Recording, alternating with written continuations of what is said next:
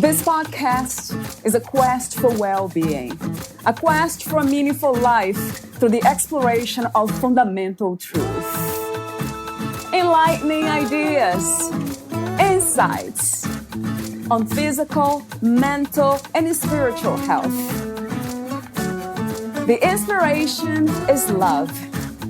The aspiration is to awaken new ways of thinking that can lead us to a new way of being well. Welcome to Body, Mind, and Soul Healing Conversations.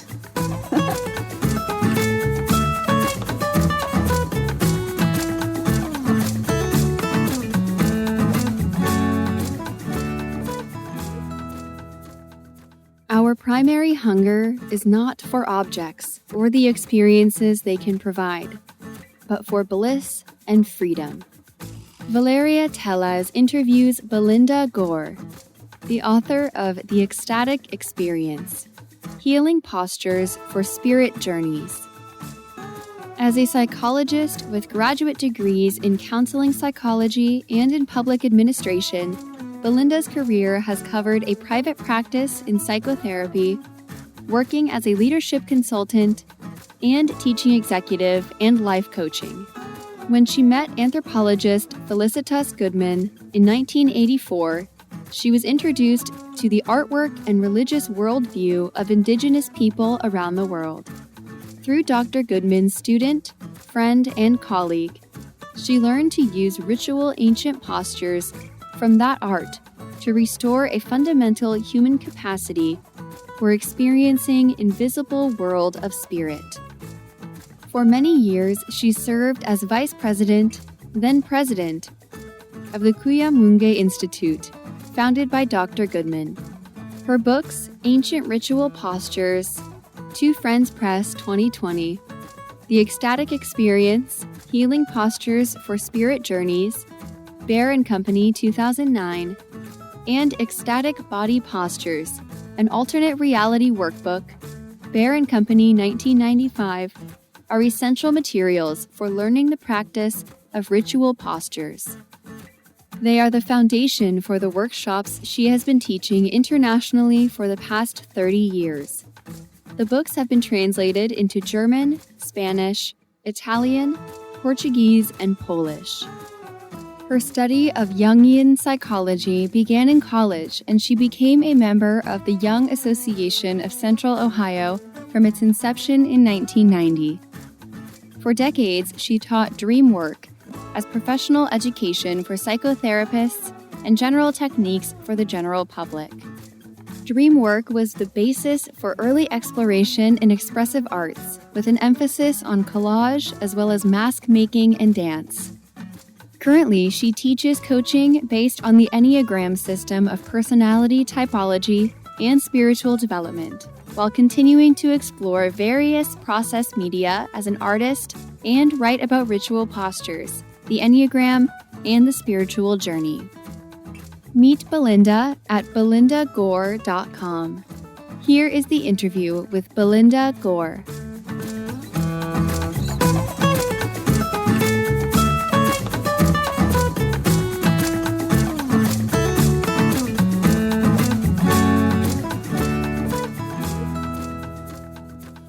In your own words, who is Dr. Belinda Gore? Well, what an interesting question. To ask myself who I am is an ongoing spiritual question, in meditation to inquire, who am I really? And the answer to that question keeps changing as I keep evolving in my own work. I'm nearly 72 years old now, and I've been through a number of chapters in my life, and I could spend our whole time answering just this question. So maybe what I've said might lead to a next question from you. Yes, the healing. Healing is something that we talk about a lot. I talk a lot about with everyone that I am in contact with. What is healing, and is healing a destination? Interesting. Well, when I teach about healing in terms of ancient ritual postures, I speak about the fact that in English, at least, healing, health, wholeness, and holiness all come from the same root words. And so I think of healing as what we do to allow our bodies, minds, souls, psyches to become increasingly whole. And that requires us to find balance. And the more we grow, the more we find a new balance based on the growth we've experienced. So for me, healing is an ongoing proposition for us. I can speak about healing in the body, but I'm a psychologist and a teacher, and I don't consider myself a physical healer, but I think we draw from the earth to heal our bodies. Oh, wow. Yeah, I wanted to ask you the question about wholeness and balance. How do we know when we are there? What are the signs?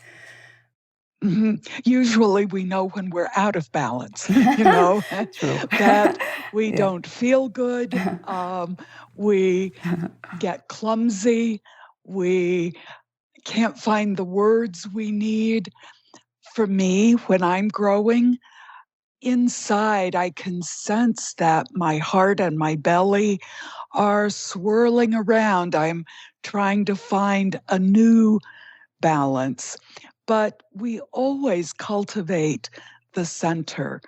And so when we're feeling out of balance, we go to the center, we breathe into the center for hours or days or even weeks until we get the guidance we need to move into the next iteration, the next expansion of our being.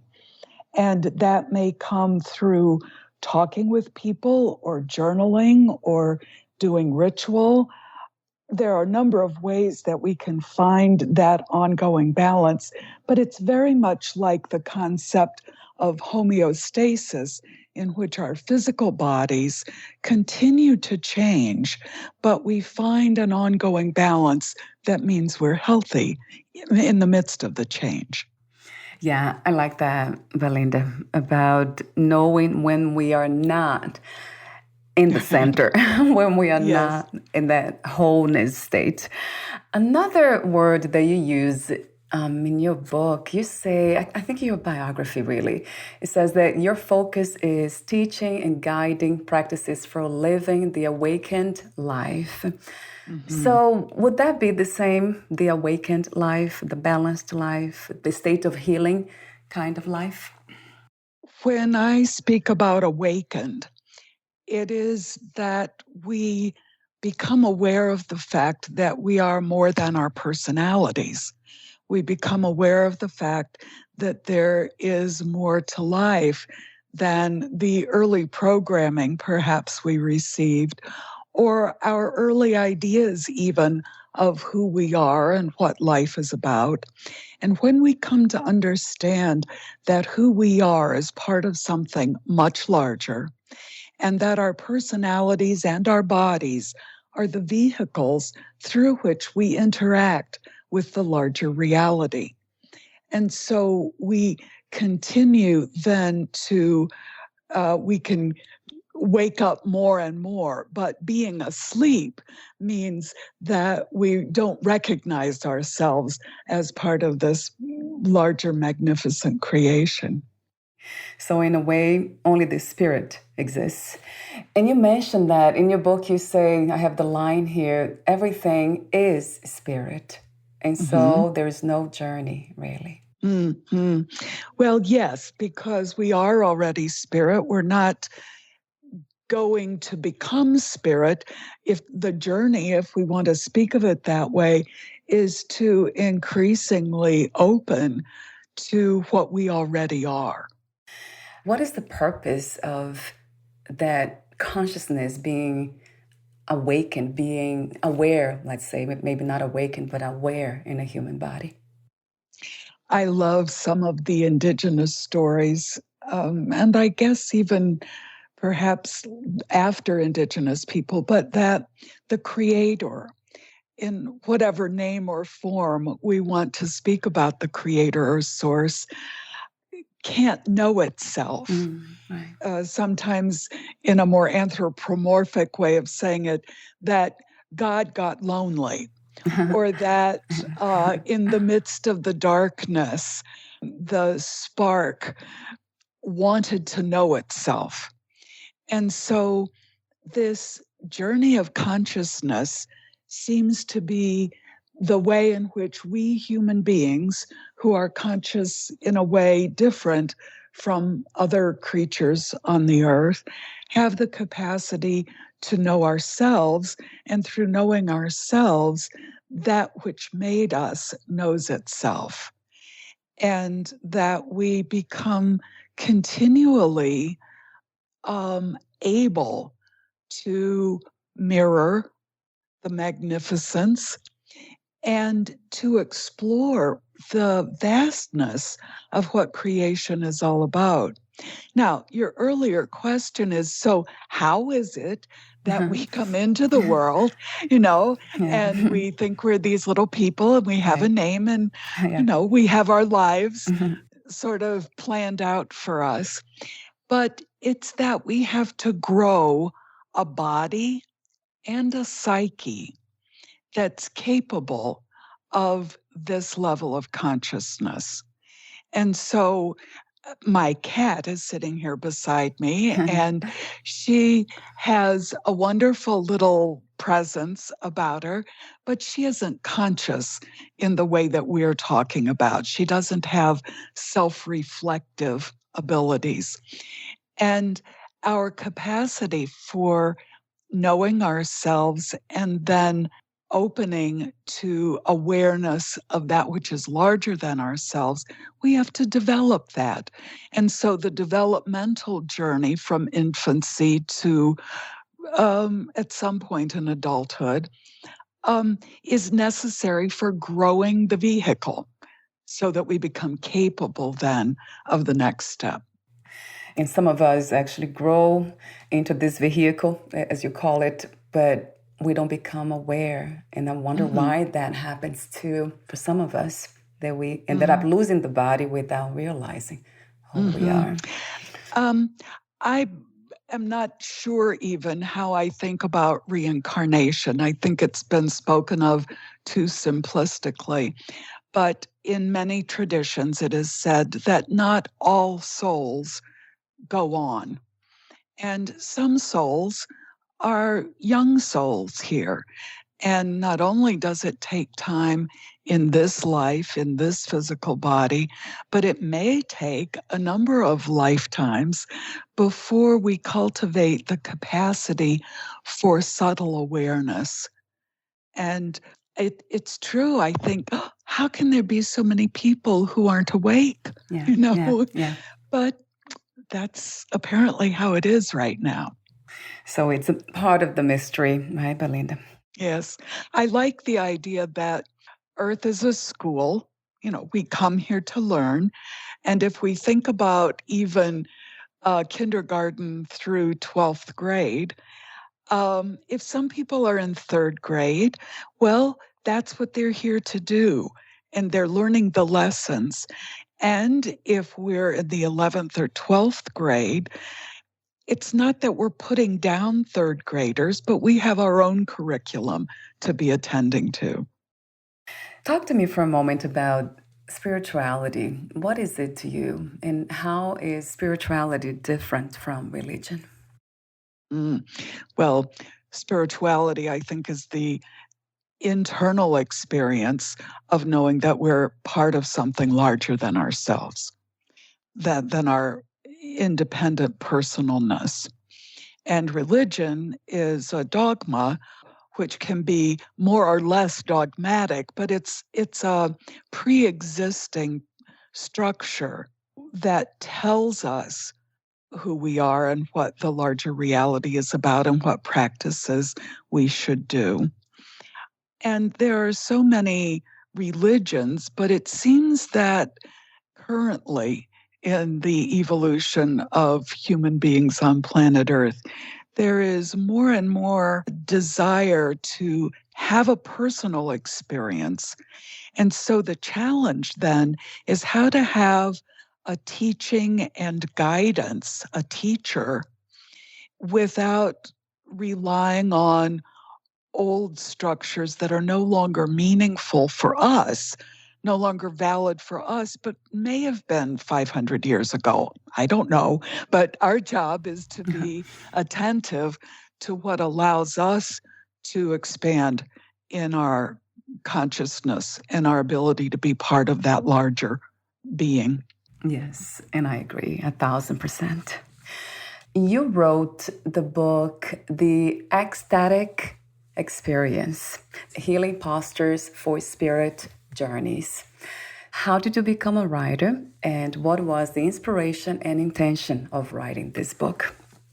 I became a writer because I needed to be able to organize and convey my experiences on my spiritual journey. Now, I've always enjoyed reading and some writing. I was writing poetry when I was 12, and I'd go off to the woods and write poetry. But the Ecstatic Experience is the second of my books. The first one was Ecstatic Body Postures, an alternate reality workbook. And I learned Ancient Ritual Postures, which is the title of my third book. I learned about ritual postures from Felicitas Goodman, who was an anthropologist and my teacher. And I think it's very curious that in my spiritual journey has taken me back to the artifacts of indigenous people from as long ago as 40,000 years ago, that we see that people created imagery that seemed to be in the image itself, a guidebook for how to utilize our bodies to activate a capacity to interact with the non-material world, with the spirit world. We're naturally capable of doing that.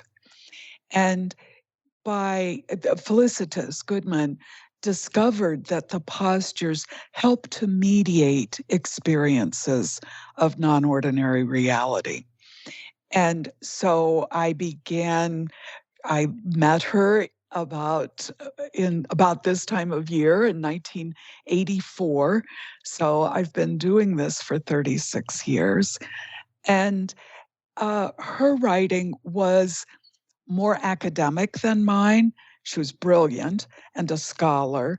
And so I wrote my first book in an attempt to make some of these teachings more accessible to everyday readers. So The Ecstatic Experience is the second book that I wrote 12 years after the first one, at which time I really understood the practice better.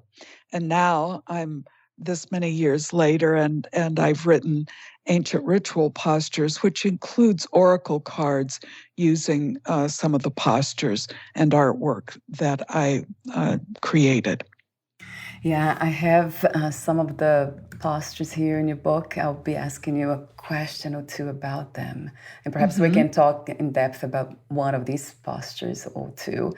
You wrote something, in your book you said something interesting. You say, our primary hunger is not for objects or the experiences they can provide, but for bliss and freedom.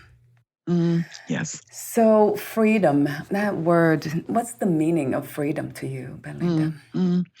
Freedom to me means to be liberated from the restrictions of our personality structures, our ego structures that cause us to experience rage and fear and shame and all the other emotions that constellate around those basic feelings, that the ego knows that it's not the final version of who we are.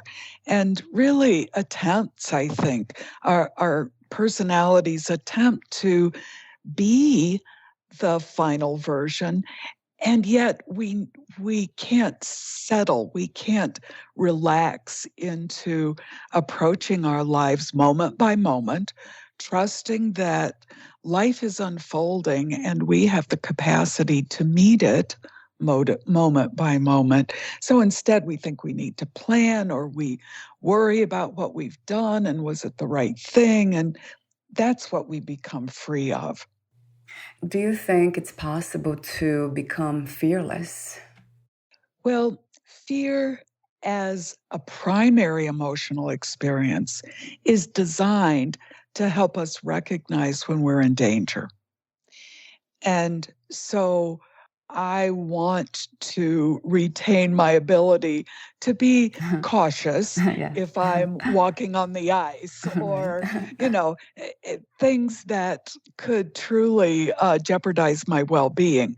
I want to have the ability to be alert in that way, but to brood upon things from the past, or really, if we talk about worry and anxiety rather than fear, can we become anxiety-less? Pretty much. Yes, I think we can. But it takes a great deal of trust in the beneficence of the universe, that indeed that the universe is made of love, and we can trust that. This idea of love, again, we all have our own understandings that most often than not comes from the ego, what love is. So how would you describe this kind of love, universal love? I would say that it is a foundational belief that goodness underlies everything. And so if the universe is made of love, then my experience of love is to align with that goodness. And it sounds to me, and it feels that once we have a deeper understanding of who we are, and we kind of have let go of the personality, then this kind of love arises, isn't it? Yes, it does. And in a way, it arises almost naturally. We don't have to force it, because if indeed this is what everything's made of, or it's one version of experiencing what everything's made of, then as we drop our shields and our armor, it's as natural as the breeze blowing in our faces. Yeah, I love that too. So it's love, it's actually a natural arising. It's not something that we search for and pursue and try hard. Really, what we're pursuing is, how do we work with the obstacles, that prevent me from trusting the goodness, so that I'm not just being naively open to everything. I'm paying attention, but I'm trusting that underneath everything, there is a movement toward greater goodness all the time. So even in these days of the pandemic, many people talk about silver linings, and that doesn't diminish the suffering that a lot of people are experiencing. But to identify only with the suffering can keep us from understanding that this is also a time of great opportunity. And so there is an underlying goodness that uses whatever is available to help us move through our obstacles. You said healing postures are not the same as curing. Yes. Talk to me about that, Belinda. People look for cures as the elimination of symptoms, and healing is the elimination of the cause of the symptoms. So in the usual ways we talk about it, we don't just want to put a Band-Aid over a problem. We want to find out what's causing it, which requires us to deal with what are the obstacles, what are the obstructions, and if let's say I have a bullet in my leg, a Band-Aid isn't going to help me. And it's going to be painful and bloody to get the bullet out. But that's what has to happen before my body can then heal itself. The question, let me see, that came to mind is about healing the cause, but it's still having the symptoms. Does it sometimes happen? Of course, yes. It's not that I've heard people talk about being grateful sometimes for the symptoms. Several years ago, my husband had cancer, and after 13 months, he died. And we started out with some treatments. The treatments were pretty horrible. And when he had a recurrence, he said, I don't want the treatments. I want to be able to die enjoying my life instead of miserable. And so healing doesn't mean that we're going to live forever and that we're not going to have pain. Healing means that we find balance. And the last months of his life were amazing. It was the biggest spiritual experience of my life to go through that with him. That makes me think about inner peace and deep acceptance, surrender, right? Yes. Yeah. I really believe that, the saying about having the serenity to accept what we can't change and the courage to change what we can. And of course, the discernment, or as they say, the wisdom to know the difference. And so often we get an idea of what we think we want. And there's nothing wrong with having a vision and pursuing a vision, but we have to recognize that there are things that we can't change, but we can change how we approach it so that we learn from it and experience freedom. We can have joy even in the midst of pain. So we're almost at the end, and I would love to talk to you, or you talk to us about how to use those ritual postures. The book has so many. How do we choose them, Belinda, and how do we use these postures? The postures are organized into categories that help us understand the kinds of experiences they facilitate. Really, it's using our bodies and breath and the sound of a rattle, but holding a posture in a ritual context so that we, through the sound of the rattle, cue the nervous system to open up to perceive the non-ordinary or alternate reality, as Felicitas called it.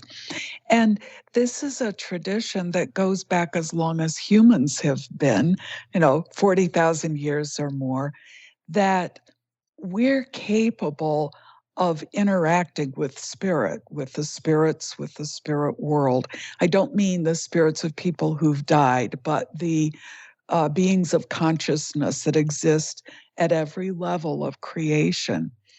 And we can choose healing, for instance. I always believe it's a good place to begin so that people find balance and recognize that healing energy can flow through us to heal us, and sometimes we can direct it to other people.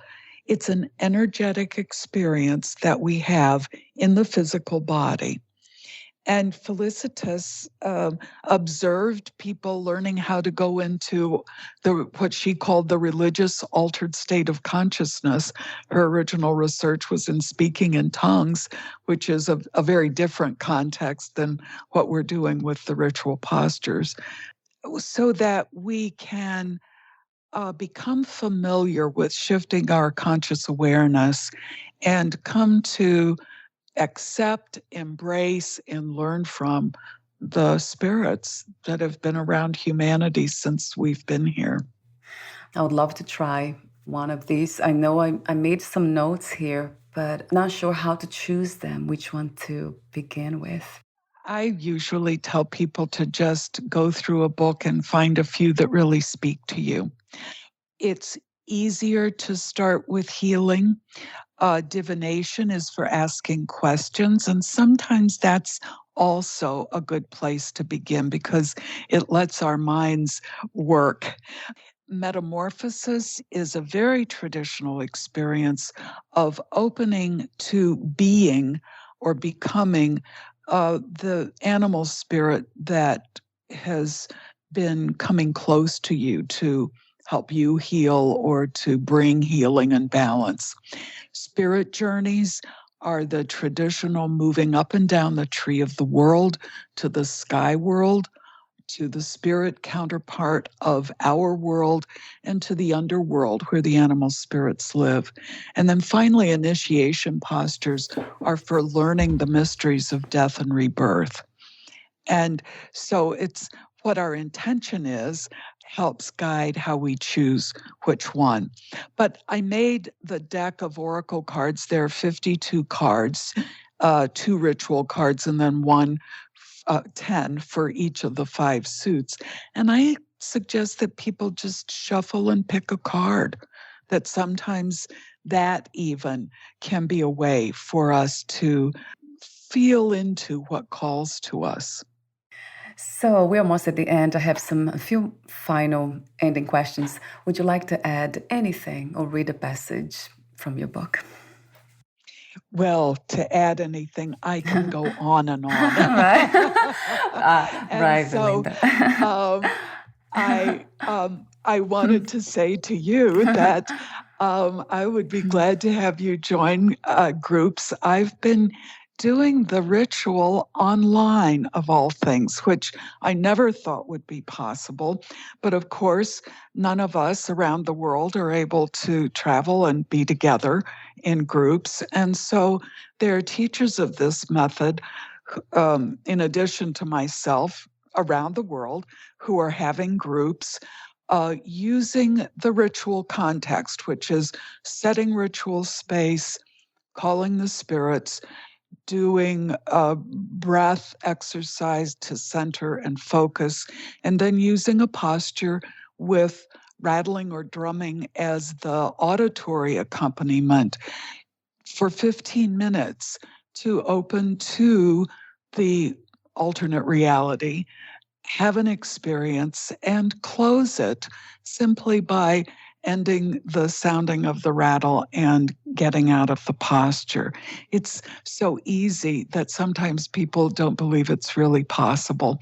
And now we're discovering we can even do it in groups online, which totally amazes me. So everything's possible, yeah. Yeah, it's true. So that's a great idea. Do you have a link that you can send me? I'll have within the podcast profile, your podcast profile, have the website and also the link to join the group if you have one. I will make a particular link possible, but people can email me, and it's easy. It's belinda@belindagore.com. So, and that's the website, of course, is belindagore.com, which also gives an opportunity to contact me through the website. So I'm easy to reach. If you knew you would lose the body soon, would you make any change in your life or do anything in a different way? It's a great question, and I've used this with lots of clients and in groups. Yeah. And I try to live my life so that when it's time for me to transition out of the body, I know that I've lived as fully as I'm capable. In fact, the real issue for me, Valeria, is that I get impatient because there are loads of things that I want to do. But I am trying to live my life so that if I were to die tomorrow, I know that I've shown up and welcomed what life had to offer me. What are 3 things about life you know for sure as of now? That I know for sure. Yeah. I know that there are limitless possibilities. I know that we're here to do this journey together, and that we continually learn from each other. And I know about life that we're intended to experience joy. And that doesn't mean there won't be pain and challenges, but that we're here to embrace and enjoy what is available. So thank you for your beautiful awakened presence. Thank you for the work you do. Thank you for the wisdom you share. Thank you for everything, Belinda. It's lovely talking with you. Thank you so much for inviting me. And we'll talk again soon, for sure. Great. Bye for now. All right. Bye-bye.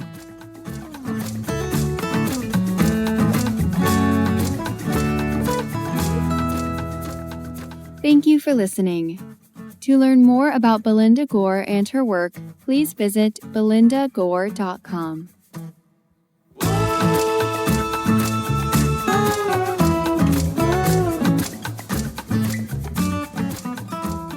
To learn more about this podcast, please visit fitforjoy.org/podcast.